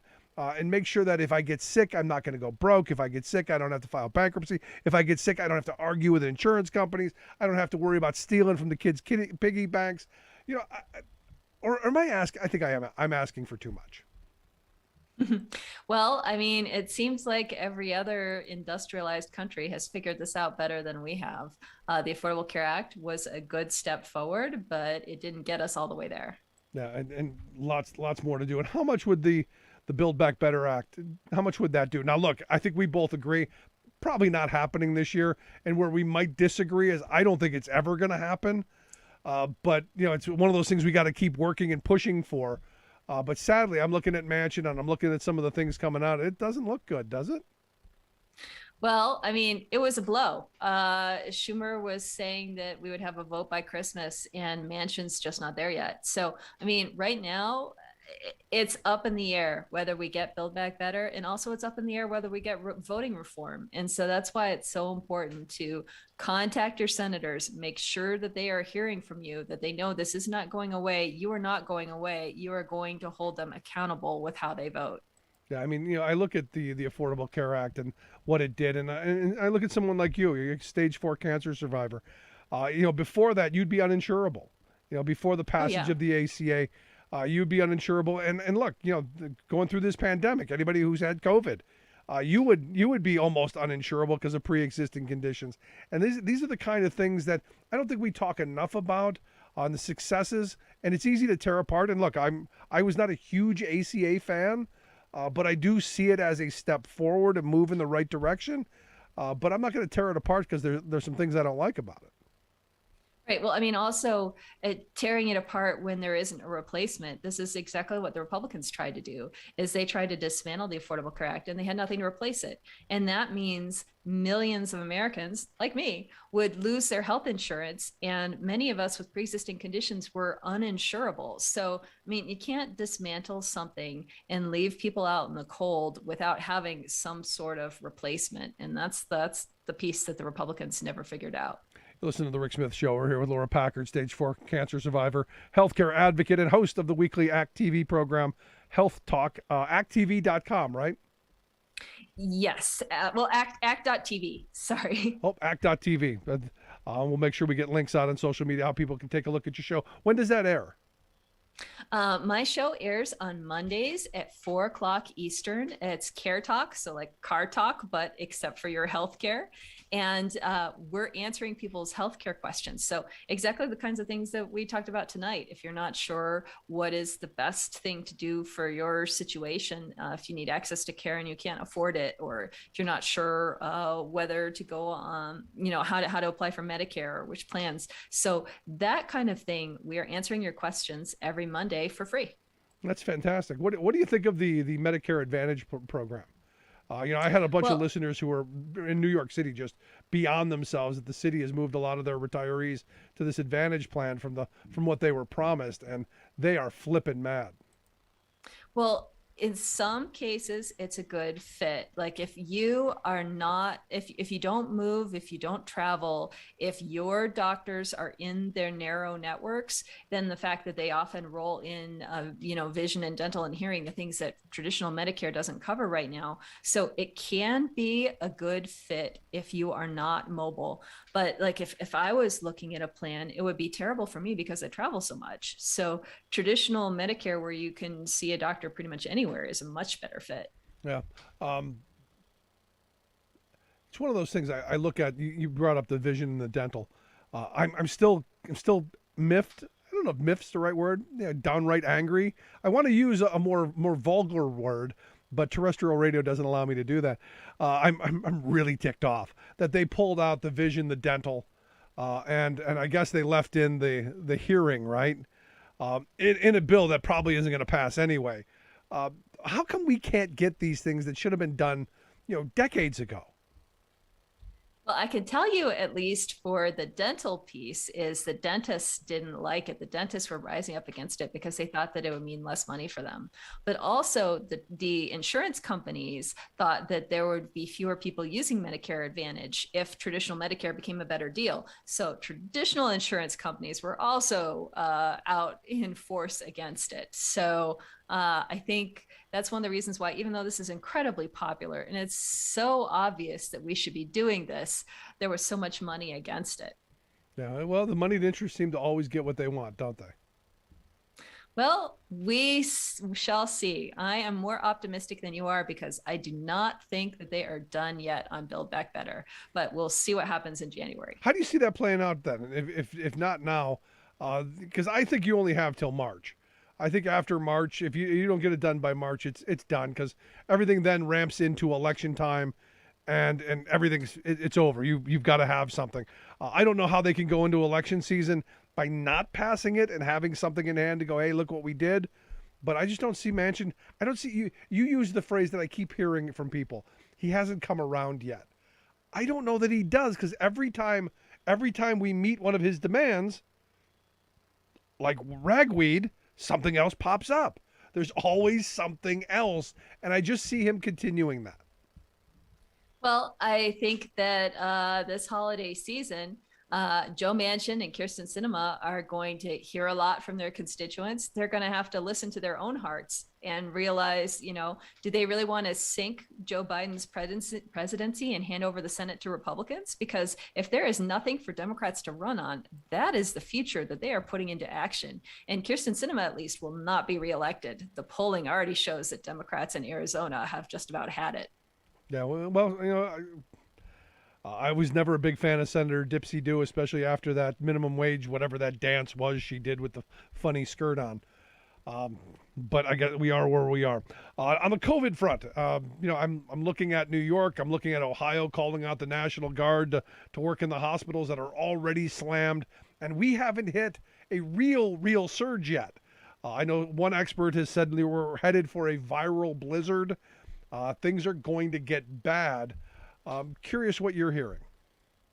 Well, the same, and that there isn't really enough news out yet about this new variant Omicron to know whether it is more severe than Delta and the other things, but we do know so far at least that it is spreading faster, that it is more transmissible. So whether or not it's more likely to put somebody in the hospital, if there's just so much more out of it and so many more people that get sick, especially people that haven't been vaccinated, then we're going to flood our hospitals, and we're already seeing that.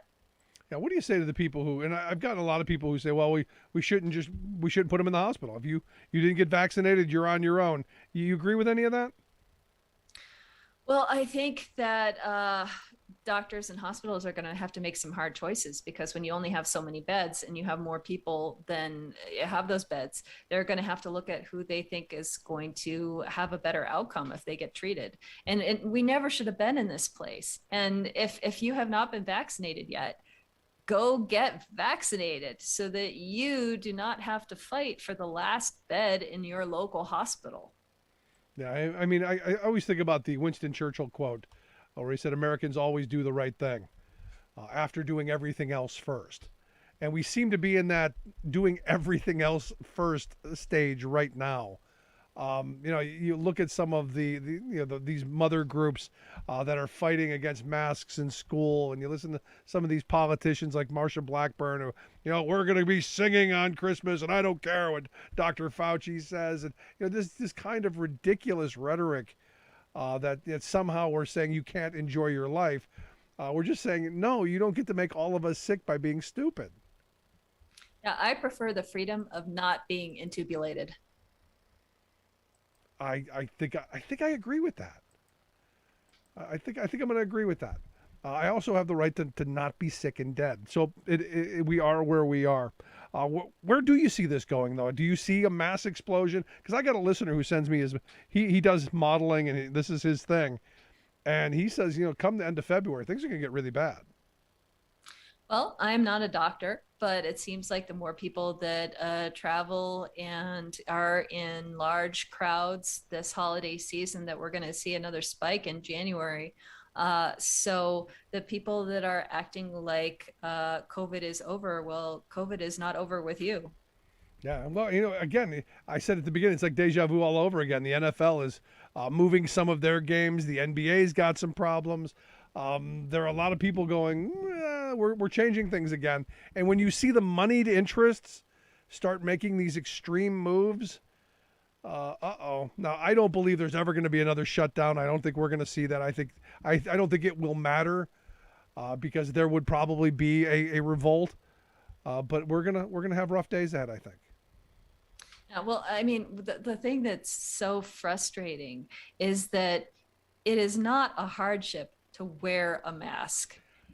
Get your shots, wear a mask. Yeah, but it doesn't have to be this political thing. Yeah, I'm with you, but I can see some people who don't brush their teeth not wanting to wear a mask. I can see that. Or there's the guy from Florida. I want to get your thoughts on this. The guy from Florida who wanted to fly, I guess United has banned him completely. He evidently was wearing a thong as a mask. I'm not actually opposed to that. As long as it was covering his nose and his mouth and, doing what a mask is supposed to do, cutting down on the particles, I actually don't care. Yeah, I mean, I don't know that a thong is going to really stop a lot of transmission, but I would prefer that it were granny panties, but whatever gets it done.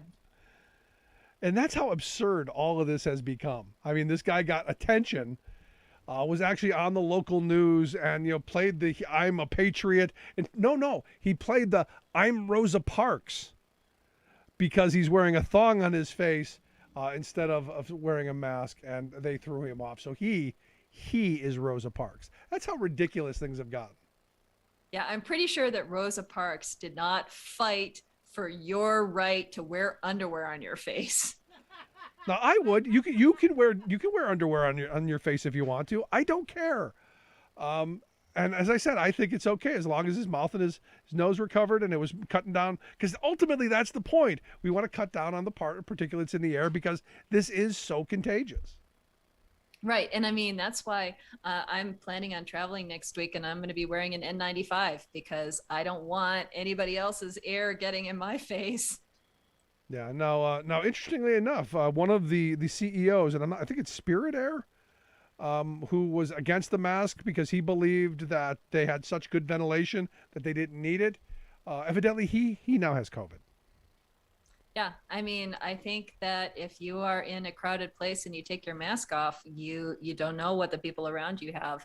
And at least right now, it's quite likely at least one of them is contagious. Yeah, well, it's going to be an interesting holiday season.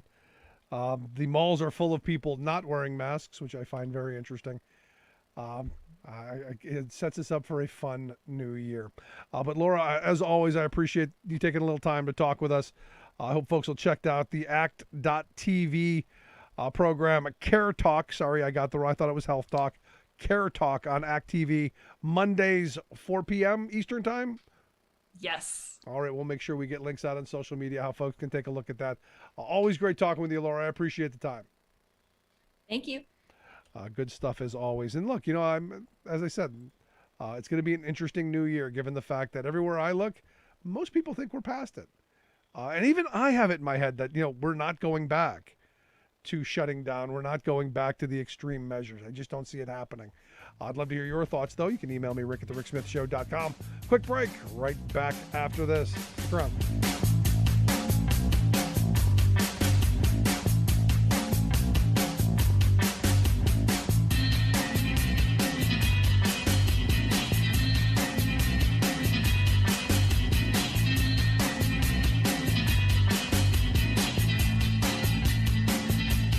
I'm Rick Smith, and this is Labor History in 2.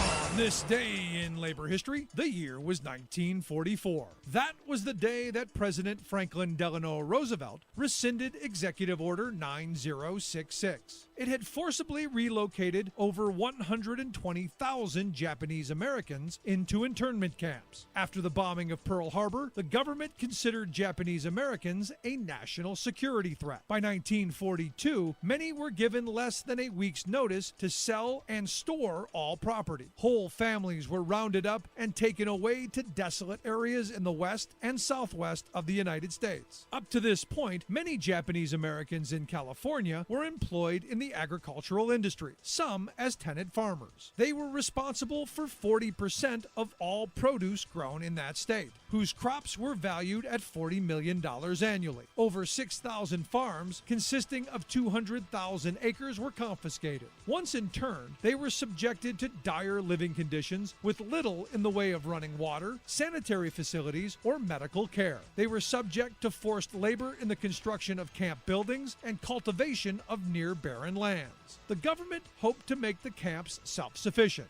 In Poston, Arizona, they were made to build the infrastructure for Colorado River Tribe's reservation in order to consolidate other tribes onto the land. When Japanese Americans were finally released, most found their stored belongings stolen and their homes, jobs, and farms confiscated and redistributed. After the war, they continued to face violence, job and housing shortages, and racial discrimination. Ronald Reagan would sign the Civil Liberties Act in 1988. It acknowledged that internment was based on, quote, race prejudice, war hysteria, and a failure of political leadership. The act served as a formal apology and sought to distribute billions in reparations.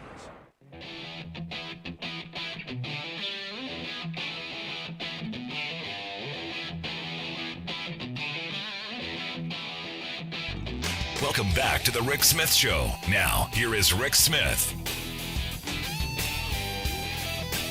You may remember at the beginning of the month, we had a representative of the iron workers on the program talking about a strikeout in Erie, Pennsylvania at this Erie Stryer place. And we were saying, look, all they want is, a reasonable wage, keep up with inflation, a little something to help their standard of living, and a dental plan. And you go, in this day and age, I don't know that that's too much to ask for, especially when you're looking down the barrel of the infrastructure bill that's going to bring an enormous amount of work into this company. And if you remember, the guy who came on said, the owner said, never getting it. It's never going to happen. Turns out, looks like they may get it. And here to share some thoughts on today's victory, because it looks like there is an agreement.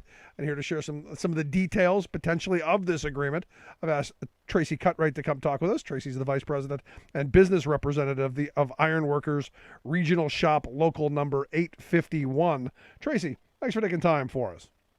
Thank you, Rick. Thanks for having me. I really appreciate it. Yeah, so I looked it up. You were back here on December 2nd. We had a nice conversation about your members, saying, look, we deserve a reasonable wage. We deserve dental insurance, which they've never had, which is remarkable. We want stuff that, normal people get, and you guys got it. Yes, and it's a testament to those 28 guys holding the line. That's, the Tom Morello song, the video, hold the line. They mentioned us in that, and they held it, and they had a goal, and that was a dental plan, and we achieved it today. And it was because of them and the support of a lot of other people. Good on them, and good on you, and good on you, because look, you guys did what I thought, in this day and age you have to do. You got out not just on the picket line and marched and carried on. You took it to the CEO's neighborhood. You took it into the news media. You did some really good social media work. You did the other groundwork that you needed to draw in community support, which is so vital in these things. Tell me how you went through that and how you decided on how you were going to do that. Well, we have a very good international team. They support their locals 100%. John Belak and his team absolutely supported us 100%. They put that team together. They had the social media, the website. They had all that stuff laid out. We had meetings and talked about strategy, and it worked. One of those plans was to go into the neighborhoods. So we went into Kyle Strayer's neighborhood. We picketed in front of his house in the cold, slippery ice. And then we would come back in the afternoon when he was getting off work, and we would do it again. We put a march together where we had, about 40 some people walking down the street. in front of his neighbors. We did a car rally where we drove around his cul-de-sac, yesterday. And by putting all that together with the, withholding the work, the regular picketing, the fighting the trucks on the corners, it worked. We put enough pressure on them that we got something that they said we were never getting, which was a dental plan. No, that's fantastic. I guess when rich people start seeing the rabble walking around their neighborhood, things change. Yeah, the rabbit. But yeah, when you see a bunch of guys in orange sweatshirts and walking down through there, the phones came out. They were calling the police, but we were doing our First Amendment thing, and the police would tell them there's nothing we can do. And so that's when you stick up for yourself, you win. Yeah, and this is the message that I want to get out of this. Look, as you pointed out, they told you you're never getting something as simple and as I don't even think a dental plan is all that costly in the grand scheme of things. It's probably something you want for your employees to be able to retain the people you have and maybe to attract new employees, because it is one of those good things that you have. So it's amazing to me that they would draw that line in the sand over that issue. I could say, yeah, we want $20 an hour raise. No, you're never getting that. I can understand that. But something as simple as a dental plan, I don't get. But in this moment, it's these victories that I think are so important to celebrate, and celebrate in a very public way, because when you see one group of workers doing better, that means other people want to do better. And maybe we see the same kind of outcomes in other places. Absolutely. There's a lot of strikes that went on, with the Striketober, and then a lot of stuff is still going on. I just think that people look around and say, I'm tired. I'm done with it. I want something else. And if you're willing to fight for something, and you're going to win if you fight hard enough and long enough. There you go. When do you know? When do you ratify? Is this ratified? Do you guys go back to work? Yeah, it's a done deal, Rick. They're going back to work on Monday. That is a perfect timing, just in time for Christmas, so they can get the Christmas holiday. Right, and to put the bow on the whole thing, our the Northwest Pennsylvania Labor Federation was putting on a Christmas party for our guys, and it would just happen to be tomorrow. So like you said, we ratified the deal today. Tomorrow we have the bow on it with the Christmas party. Our international president Dean's going to be there to talk to the guys. He was going to be there anyway, but it just so happened it worked there. But his support.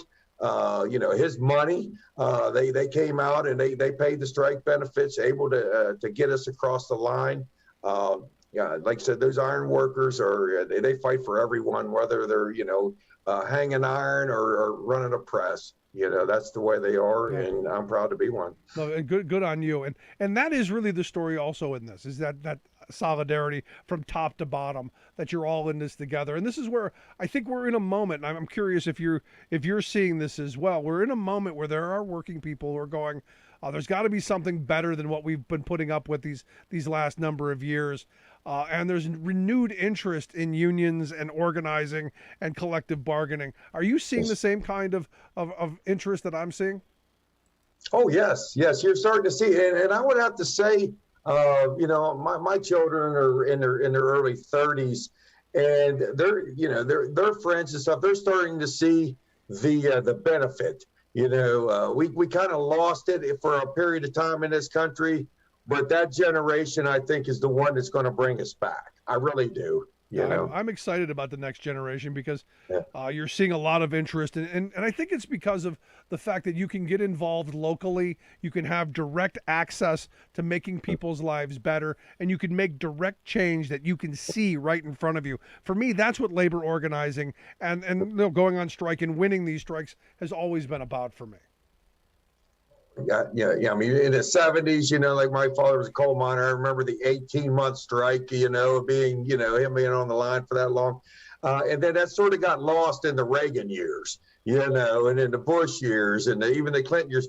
But, people are starting to say, enough's enough. I'm tired of not having real wages, and real benefits and being treated badly on the job.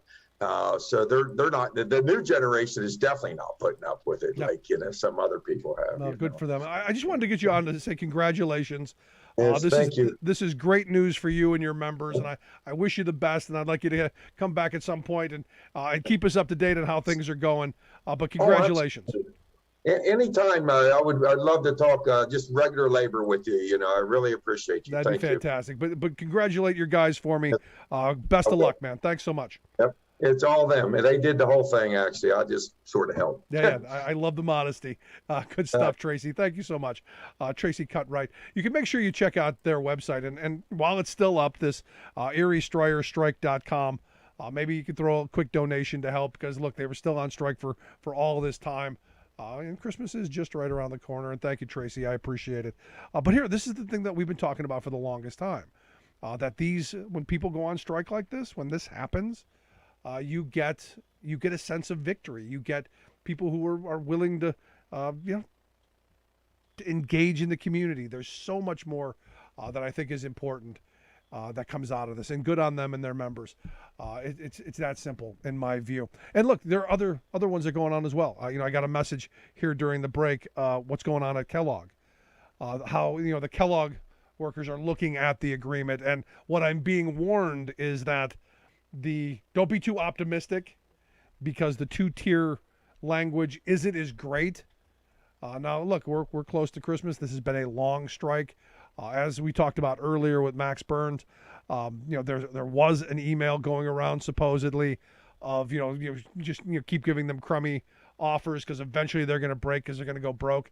That's always the employer's plan. And where Tracy pointed out, the International came in with some money, kept their health care benefits going, helped make sure that they're going to have the local labor movement, making sure that they're going to have a Christmas.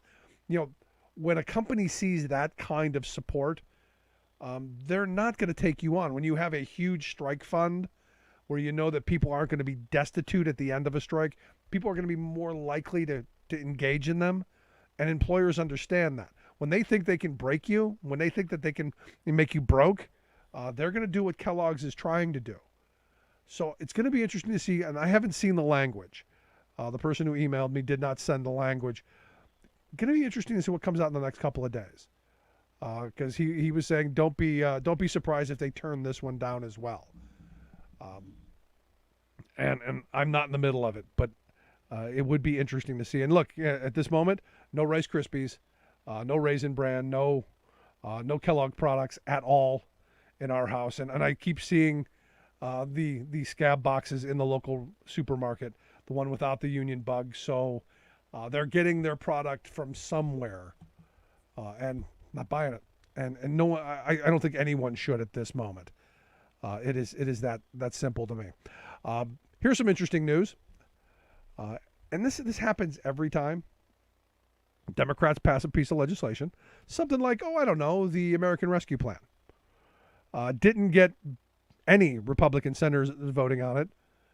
A handful of Republican House members, mostly in blue states, mostly the places where they could probably lose. You have all of these Republican governors now, people like Ron DeSantis, Kristi Noem from South Dakota, Mike DeWine from Ohio, Doug Ducey from Arizona. You have all these Republican governors who are now taking credit for the investments that are being made. The New York Times pointed out that Kristi Noem's running around saying, we're going to have all this stuff, that this $1 billion that is coming to a very small state like South Dakota, going to basically, be able to do their local water investment projects, going to make housing more affordable, going to build new daycare centers and all kinds of stuff that, government, should be doing anyway. They're going to get this money from the federal government. And her response when asked about the hypocrisy of her taking it while being against it, she said, well, then it would just go to somebody else. And you go, wait a second. But you're against it. What about your ideology? When it comes down to money, we know ideology doesn't play a lot into it. But here's the reality. No state has declined any of the funds. There was a lot of talk, wasn't there? There was a lot of noise, but nobody did. And her point of, if she didn't take it, it would go to another state is not true. It would just go back to the Treasury. They wouldn't dole it out to other states. And that's one of those things where you go, these are people who are just dishonest from top to bottom. But again, you've got the Gianforte, the guy from Montana, who has used some of the almost $1 billion in stimulus money there to give money for return to work programs and for nursing homes. And I'm not against that stuff. But how can you be the hypocrite who says, we're against it and do everything you can to break it and then say, hey, look how wonderful we are. DeSantis, for instance, got almost $9 billion. So far, $3.4 billion is going to go towards infrastructure, transportation, and workforce retention. Ohio wanted to give some of the money out in tax breaks, and I think ultimately did. I think DeWine actually was able to give some of that away. And you go, how is it that you're taking the money that's supposed to be used for infrastructure, supposed to be used for building something towards the future, and you're giving it away to rich people? Explain that. But they don't have to, because ultimately they're Republicans. They never explain. And that's the difference between Democrats and Republicans. Democrats never stop explaining. Republicans never do. And I don't know if it's the difference in voters, if Democratic voters always want an explanation, or if Republicans just don't care. I don't quite know yet. I am interested to see how this plays out, but I get furious about this. That you're taking money that you're against getting, but taking it and then taking credit for it. And I know I probably would too on a certain level. But then again, I wouldn't be against taking it. I would be going, no, how do we get more so I can do more, so I can make things better? Interesting times, especially on the COVID front. I mean, you would think, you go back to some of the early money that was going into this, even during the Trump years, you still had Republican governors who were, putting up a barrier to getting people access to what they need. Same thing on the Affordable Care Act front. Why would you not take the money from the federal government to expand the ACA and Medicaid, to get people in some of the poorest states in this country the health access that they desperately need? I look at Appalachia. The fact that you look at some of the conditions down there, where it was one of those Doctors Without Borders groups who would do like a summer healthcare event, where they would just set up tents in a field and have thousands of people show up, days waiting to get dental work or to get seen for things. That's not how we should be. But this is where we are. Interesting times ahead. But, good on them for at least saying, hey, they're going to invest in their state. The hope is that their flock realizes what they've done. And I got to wonder how much of Kristi Noem's money went to the daughter getting her real estate license. Because evidently she twisted some arms to do that. And I know, you'd probably do it too, Rick. No, probably not. But, that's neither here nor there. Anyway, if you missed any of today's program, thericksmithshow.com. That's where you go to get the podcast, the Rick Smith Show app on the smartphone. Take the program on the go wherever you go. And as always, you can email me, Rick, at thericksmithshow.com. Remember, follow us on social media at Rick Smith Show on Twitter, Facebook, YouTube. Subscribe, share, comment, all of that. Hopefully we'll be back next time, and hopefully I'll feel better. Today was a rough day. But be well. We'll see you back here next time.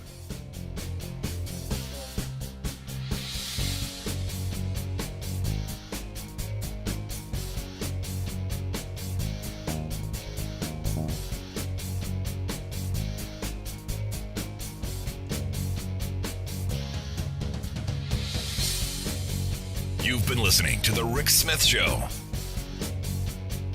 Email Rick at rick@thericksmithshow.com. Until next time, this has been The Rick Smith Show, where working people come to talk. What does your toothbrush, a fish dinner, and your running shoes have in common? Plastic. We now live on planet plastic. Billions of tons of waste from everyday products made of these chemical contaminants are strewn literally everywhere, on the highest mountaintops, into the deepest seabeds, in dense tropical jungles, and all across barren deserts. It's estimated, for example, that in less than 30 years, the gross volume of discarded plastic in our oceans will outnumber fish. From grocery carry-out bags to shower curtains to almost invisible bits of microplastics, the vast tonnage of this trash increases every minute, with an afterlife lasting centuries, wreaking havoc on ecosystems, destroying species, and infusing our water, air, soil, food, and us. Consider just two common products, your toothbrush and your sneakers. Until the 1930s, toothbrushes were made of degradable natural components. Since then, practically all have been throwaway plastic brushes. But there is no away, so nearly all of the trillions of brushes we've discarded in the past century are still out there, somewhere on the land or in our water. Moving from your teeth to your feet, consider that millions of sneakers are sold in the U.S. each year, advertised as being athletic and cool. What's uncool is that they're made almost entirely of melted and molded plastics that are practically impossible to recycle.